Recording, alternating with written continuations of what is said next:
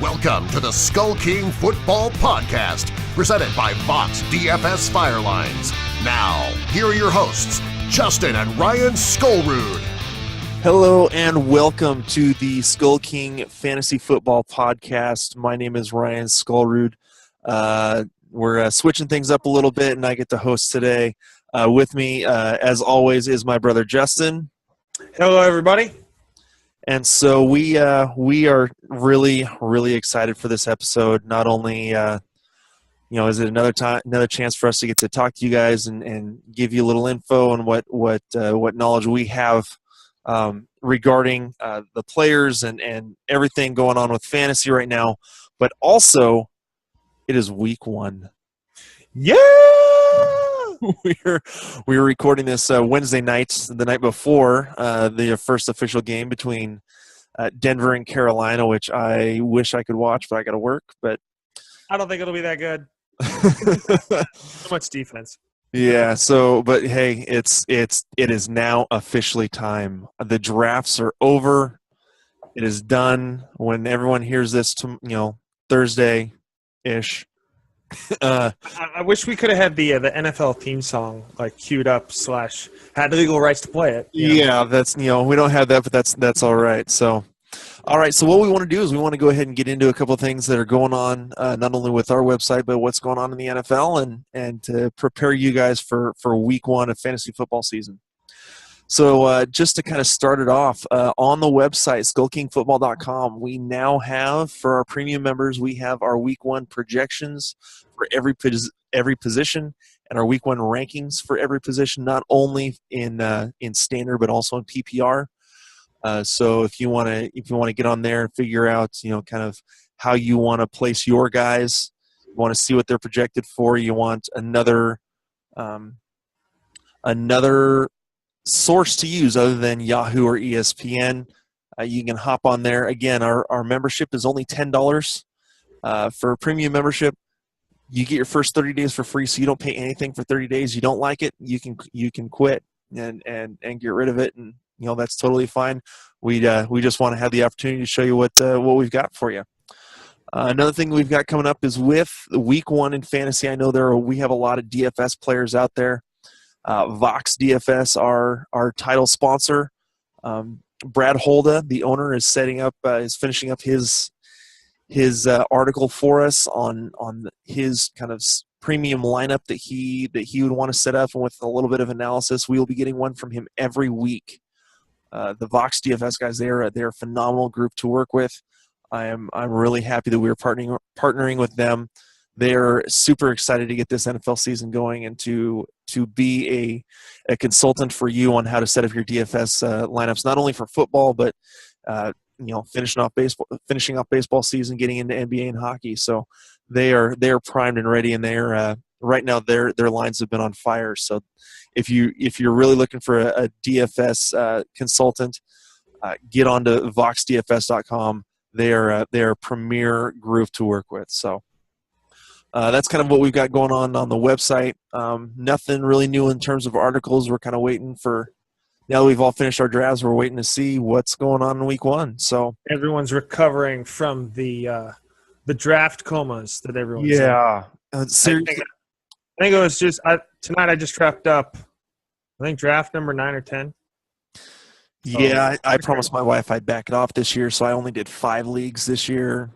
I think I'm commissioning 1. So, it's definitely time to get going. So here we go. Let's get into the news a little bit and what's going on in the NFL. After Justin Forsett was cut by the Baltimore Ravens, he was re-signed by the Baltimore Ravens and basically got all the money back that he was gonna have originally.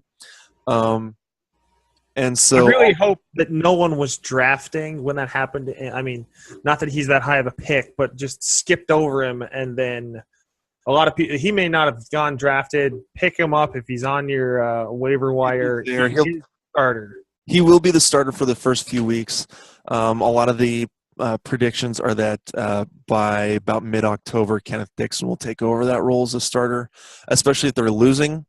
If they're not very good, I'm pretty sure they'll just go with Kenneth Dixon, who has really proven to be a very solid back.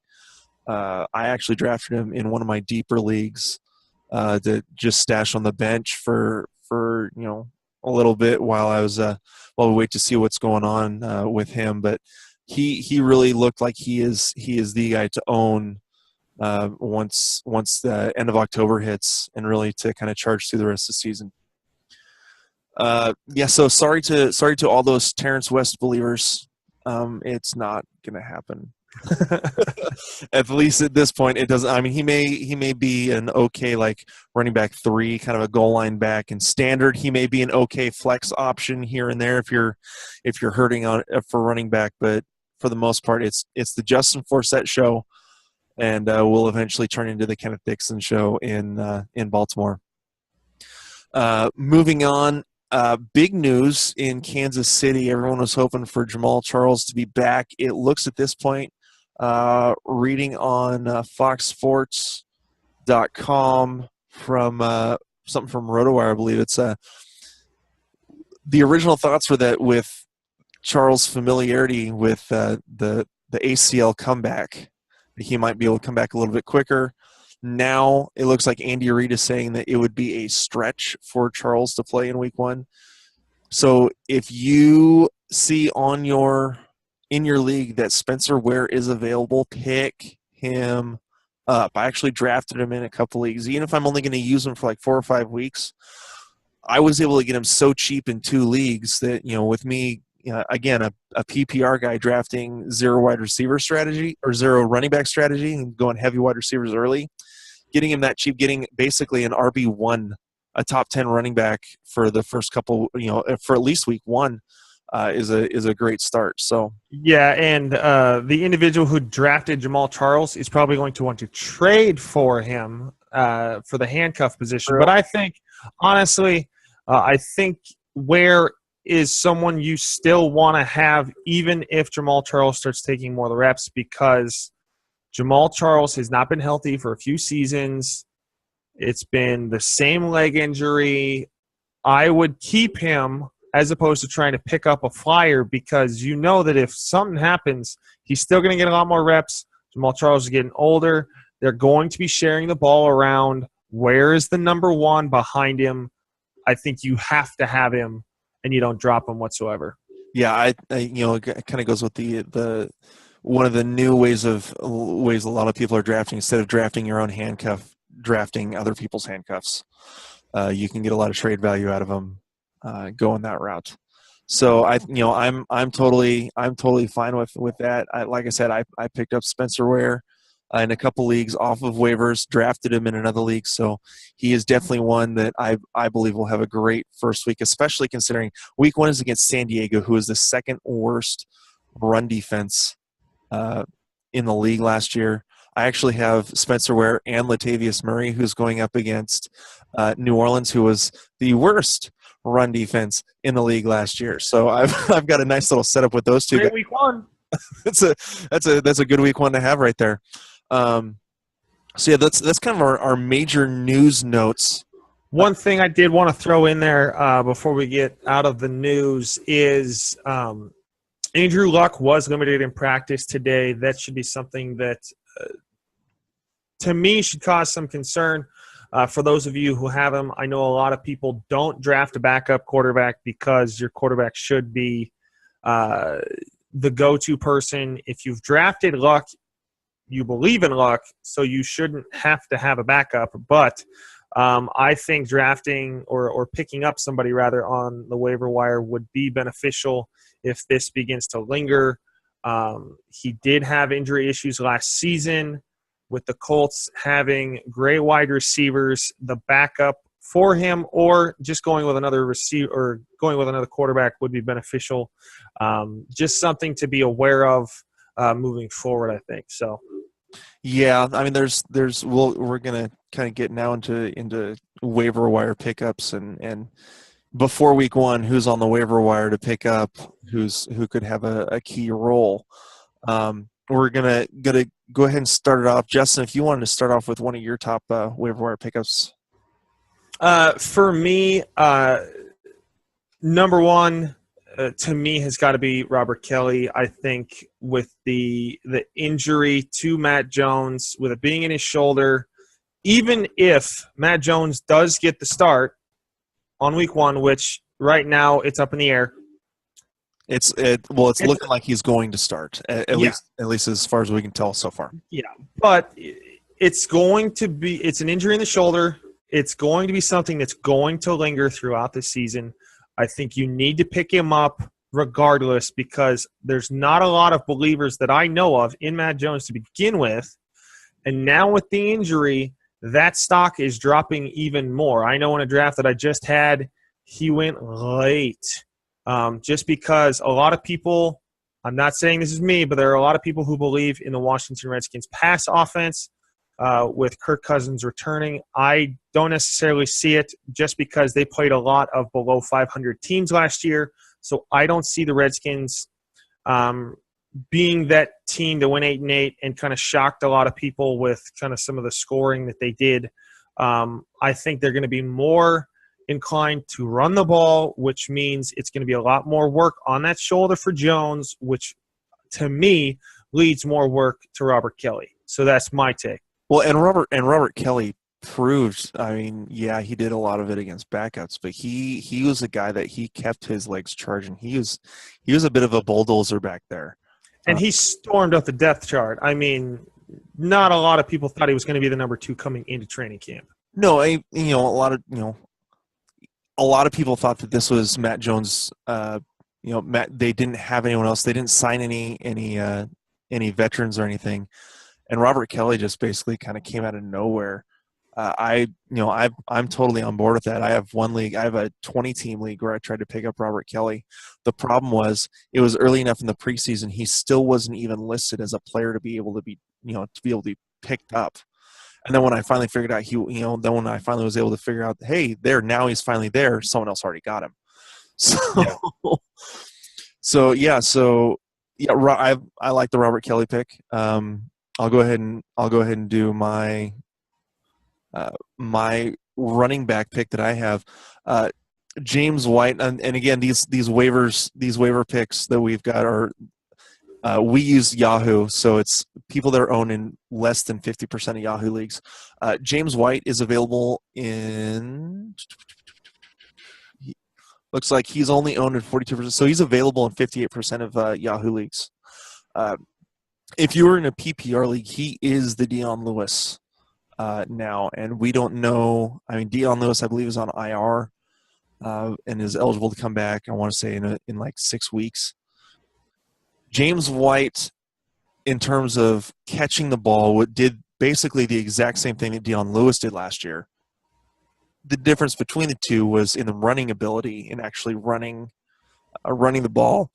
Dion Lewis was by far superior, but James White proved that he could be that pass catching back. I think he could have a pretty solid game against Arizona. There's going to be a lot of checkdowns. Arizona has a good defense. They're pretty good at stopping up the run, plugging up the run. So I think that bodes better for James White being able to pass, being able to catch passes out of the backfield instead of running the ball like New England might do with LeGarrette Blount. And let's not forget that Bill Belichick basically schemes towards every team's weakness. So, you keep looking back how he does against Indianapolis every year. They run the ball, 300 times in the game. Hence Jonas Gray having the game that he did was last year or the year before. So, again, I think they will go ahead, and I think James White will be well utilized in this first week more than, say, a LeGarrette Blount will. So, James White, again, owned in 58% of leagues on Yahoo. If he's available and you're in a PPR league and you're looking for a little more running back depth, he'd be a guy that I'd definitely look at. So, yeah, I'm going to. I know I had one receiver. I have two now, so I'm gonna split the time between the two. I think Kenny Stills, picking up Kenny Stills is what you should probably do. Is probably the number 2, and I'll get to my number 1 here in just a second with regards to receivers. with Devontae Parker having continual leg issues, Kenny Stills is the number 2 receiver on a team that I think will look to pass more, with Arian Foster struggling in a potent running offense last year, and they're still kind of not – I mean, they named Arian Foster as a starter, but I still think there's mud in the water between him and Jay Ajayi. So I think they're going to do a little bit more passing game, getting Cameron involved, getting Kenny Stills involved. And so the other one that I have, just because I literally just looked it up. By the way, Kenny Stills is only available in has only been taken in 12% of leagues, so he's available in 88% of leagues. The other one, And we'll hear just one quick thing about Kenny Stills is they're going up against the Seahawks in Week 1, and it'll be in Seattle.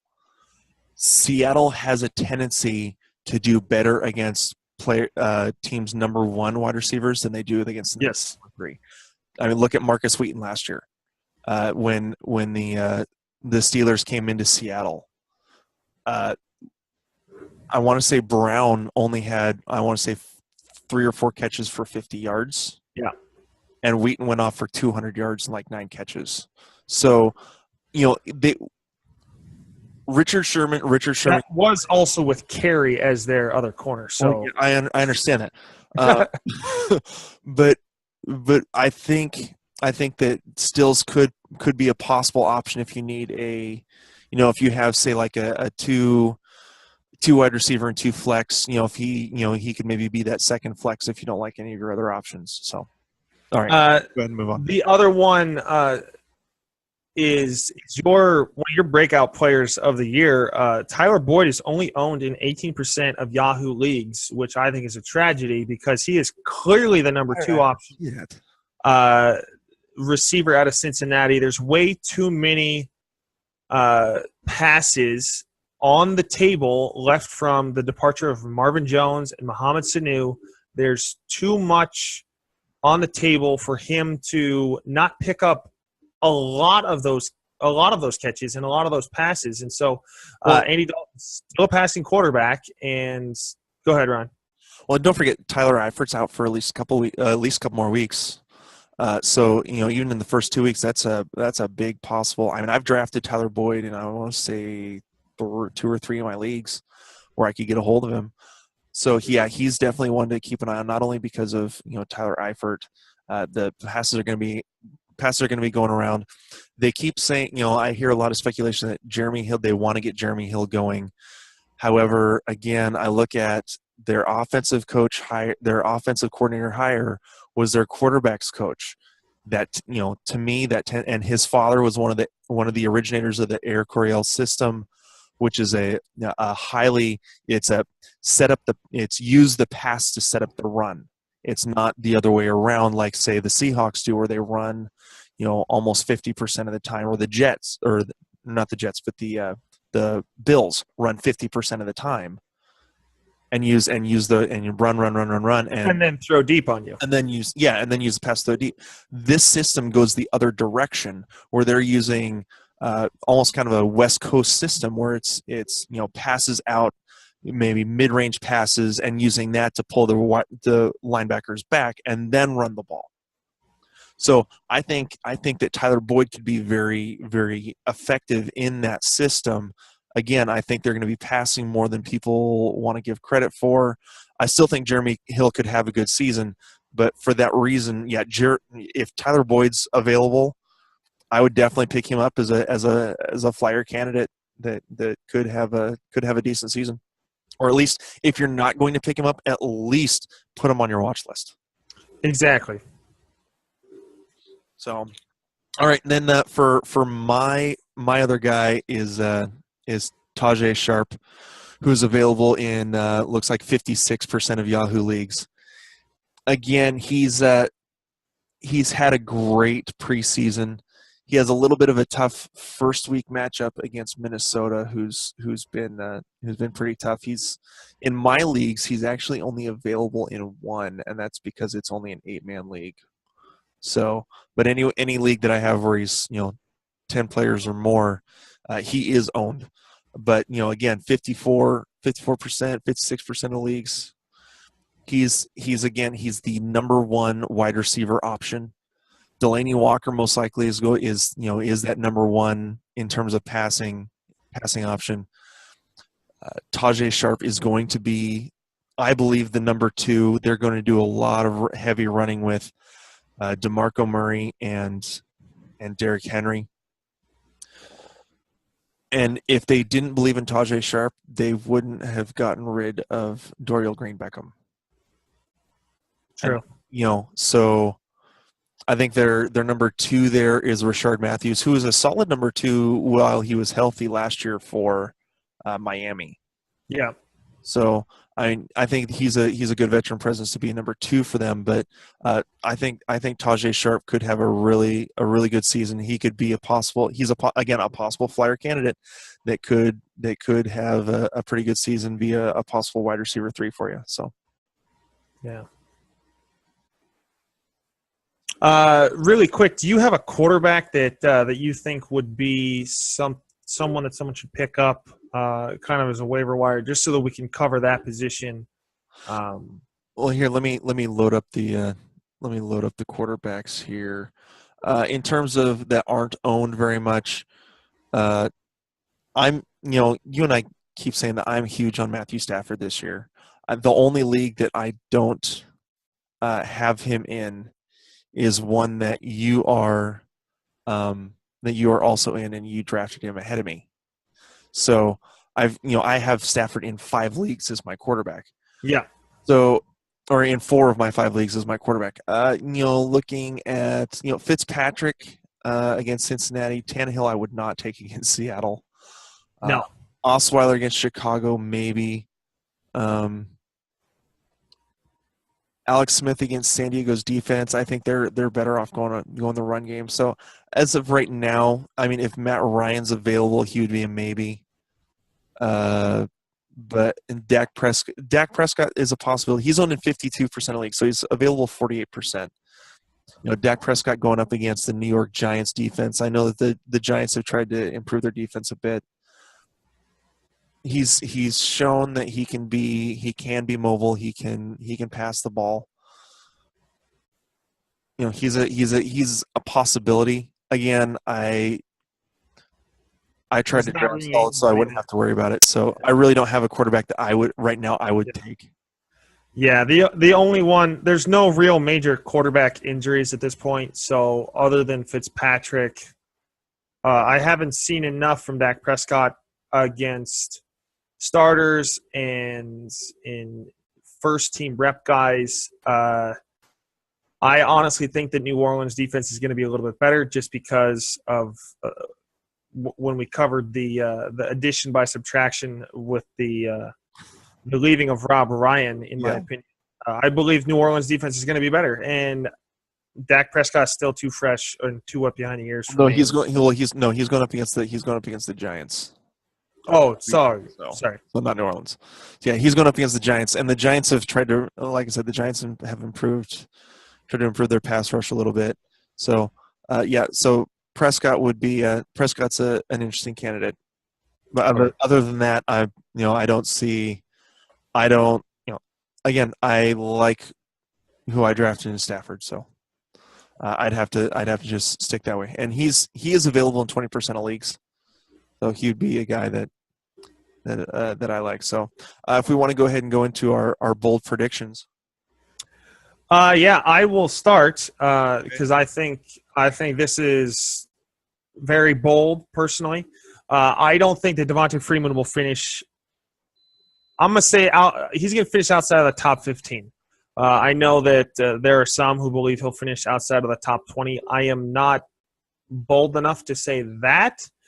But just in looking, I'm looking at the schedule right now. He's got Tampa Bay, who held him to 3.9 yards per carry last season. He then plays Oakland, who I believe is a much improved defense. Yeah, they're going to. He then plays New Orleans, not great, but improved. He then goes to – then they are home against Carolina. He plays at Denver, at Seattle. The first 6 weeks are not nice to him, in my opinion. from the running back perspective. Obviously, it gets a little bit easier because he gets San Diego right after Seattle. But I just don't see him. One, he's not going to replicate what he did at the beginning of last season against even the same opponents, in my opinion. But now facing a much harder defensive front from the teams he's going to be facing, I don't see him doing even what he did at the latter half of the season, which we talked about off the air, in you believing that even if he does what he did the latter half all season, he'd still be in the top 10. I just don't see him doing that in the first 6 weeks, and it's going to put him behind the 8 ball from a fantasy point perspective, in my opinion. To kind of counteract that again, I think he'll be fine in PPR league. Standard, I could maybe see him being outside the top 15. Problem is he is very involved in the passing game and is going to get receiving yards. While he may not get the points for receptions in standard leagues, he will get the receiving yards. So I want to say his overall yards last year, was over 1,600 yards. So 1620 was about. So that's still a massive amount of yardage. If you take off, his rushing yards weren't great in the second half of the season. I want to say 43, 47, 40, 56, 73, 76. Those are not great rushing stats. However, if you look at his receiving, he's also receiving 10 catches for 56. 3 for 22, 7 for 45, 3 for 17, 2 for 18. He was well involved in the pass game. Tevin Coleman has not shown enough, I don't think, so far this year to really take too much out of his workload, anyways. So that's me. Yeah. Give us your first kind of bold prediction. Well, for my bold prediction, if you're going to go with the running back, I guess I'll stick in that position. For me, mine is that I do not think that Matt Forte will finish in the top 20 in running backs. And I've actually got into, I talked about this on Twitter with a guy. Twitter argument. I love Twitter arguments. He couldn't believe that I would be so naive to think that Matt Forte, who's an absolute stud, would not finish in the top 20. And if you look at, last year, he was having some struggles staying healthy. I don't have their schedule, the Jets schedule right in front of me, but he was having problems with the hamstrings. He went into basically a timeshare with Jeremy Langford in Chicago for the second half of last season. So, and they've got Bilal Powell, who they signed for almost as much money as they signed Matt Forte, who's younger, who was better out of the backfield as a passing down back in the second half of the season last year.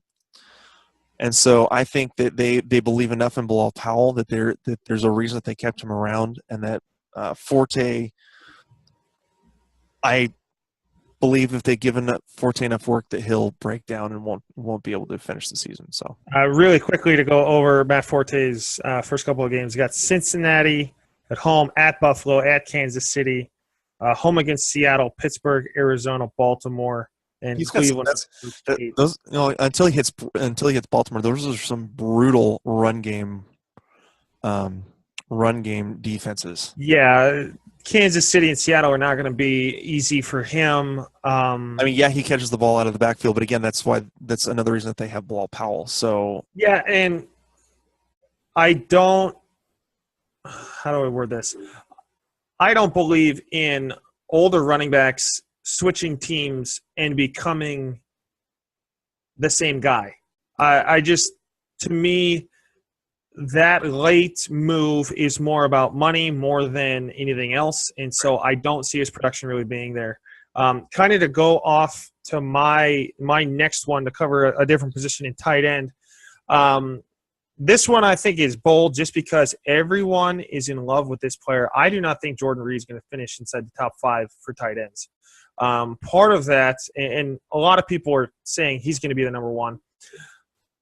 part of that is I still just don't believe in Kirk Cousins. Too many interceptions. A lot of people are in love with Kirk Cousins. Once again, they did not play hardly anybody in their division. That's not going to be helped this year because they're still going to be playing the Tony Romo-less Cowboys. Now the Sam Bradford-less Eagles, which may be, once again, addition by subtraction. And then who knows what is going to happen with the defense from the Giants. There's not a lot in that division, but once again, Washington did not win against above 500 teams last year. They played a lot of garbage teams. That's how they got into the playoffs. Yeah. They have a harder schedule this year outside of their division. I think their division is easier this year, and that's saying something.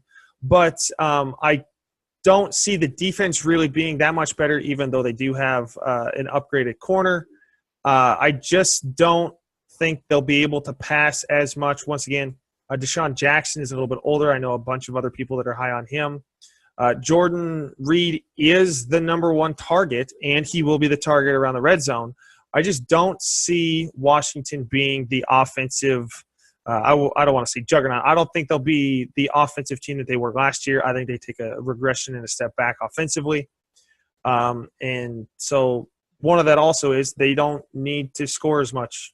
I mean, they had to do a lot of late scores, a lot of come from behind wins. So for me, the concern with Jordan Reed is more the concussions and the leg issues that he's had. So for me, it's more injury than not believing in Kirk Cousins.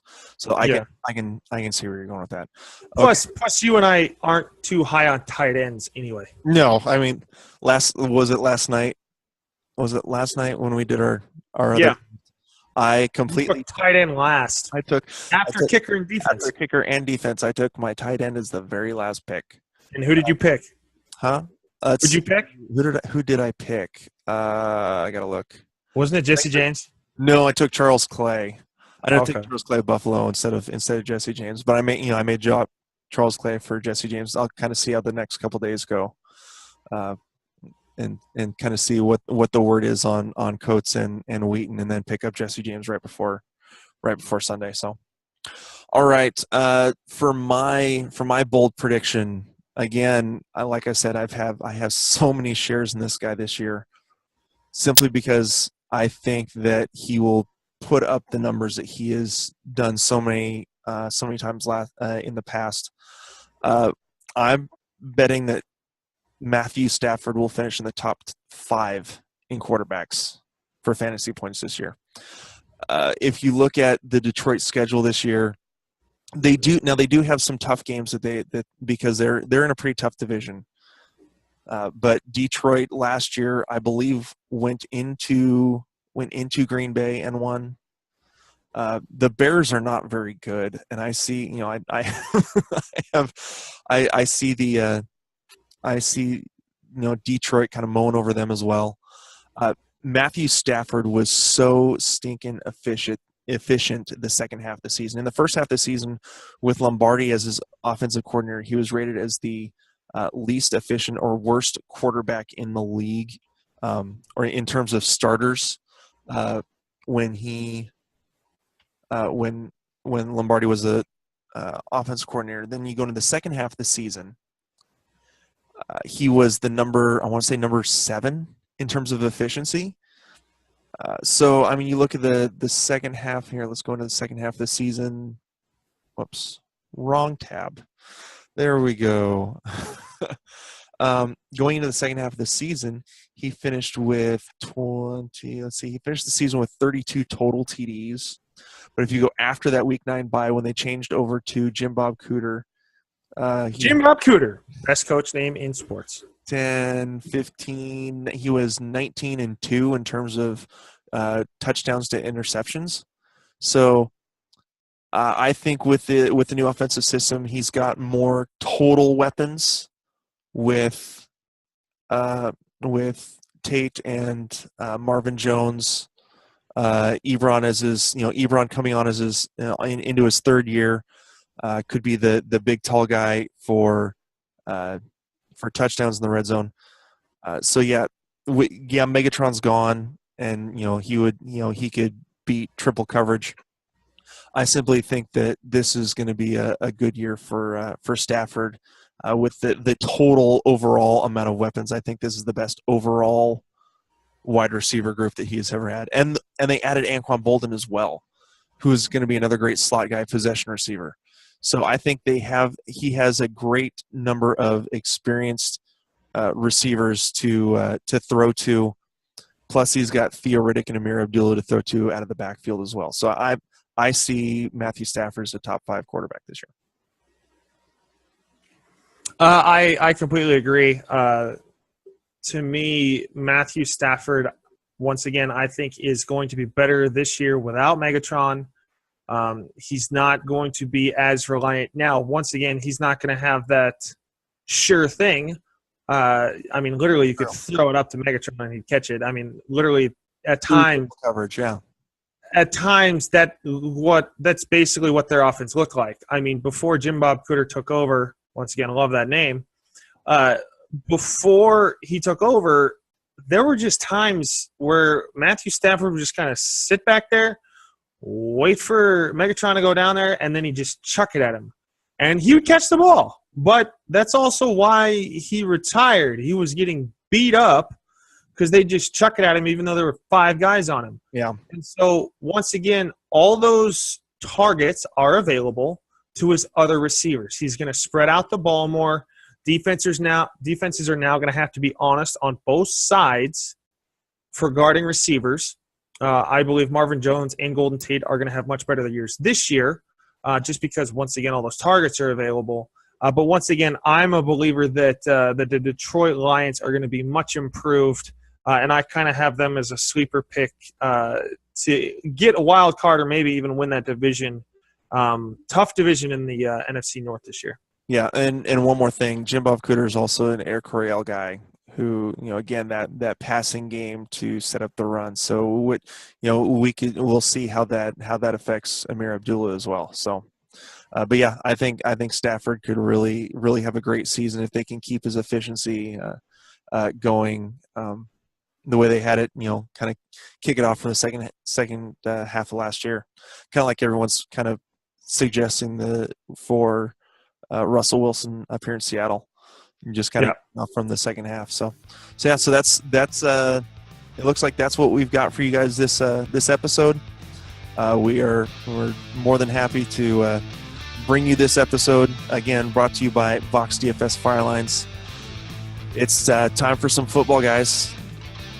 The season has started. Look for us for the next show to come Tuesday morning to cover our first episode covering waiver wire picks that you should be picking up after week 1.